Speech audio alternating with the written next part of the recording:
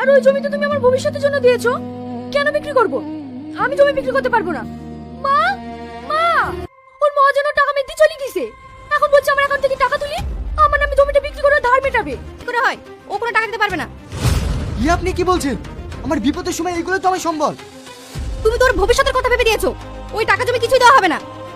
কিন্তু ওইগুলো তো আমার টাকা, আমার নিজের জমি আমি ওকে দিয়েছি। কিন্তু আমার খারাপ পরিস্থিতিতে তোমার আমি একটা কথা শুনতে চাই না, ওই জমি টাকা কিছুই দেওয়া হবে না। তুমি অন্য কিছু করে ব্যবস্থা করে নাও গা। তোর বাবু জমাটা কেটে দেগা। কি ব্যাপার আপনারা? এসব কি শুনছি মা? তোমার স্বামী এখন বিপদে পড়েছে, এখন তো তোমাকেই ওর পাশে থাকতে হবে। তোমার অ্যাকাউন্টে বলে টাকা রেখেছে, তুমি নাকি দেবো না বলিস? ঠিকই বলেছি, আমি কোনো টাকা পয়সা দিতে পারবো না।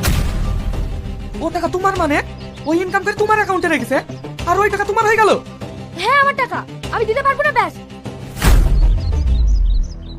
দিতে পারবে না মানে? ওগুলো তো ওর টাকা। দেখো মা, স্বামী স্ত্রী দুজনে মিলে সংসার, এরকম করলে তো অশান্তি হবে। আমি আপনার ছেলের সঙ্গে সংসার করতে চাই না। সংসার করতে চাও না মানে?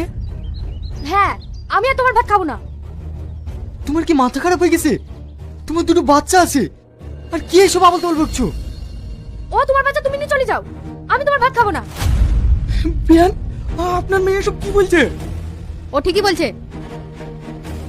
আপনার হাত ধরছে বিয়ান, আপনি আপনার মেয়েকে একটু বোঝান, না হলে ওদের সোনার সংসারটা শেষ হয়ে যাবে। ছাড়েন হাত, আমার মেয়ে আর ওর ভাত খাবে না। আমি তোমার হাত ধরছি, আমি তোমার পা ধরছি। তুমি বাচ্চা দুটোর মুখের দিকে একবার তাকাও। আমি কারোর দিকে তাকাতে পারবো না, তোমার সঙ্গে সংসার করলে আমার জীবনটা শেষ হয়ে যাবে। তুমি যাও এখান থেকে।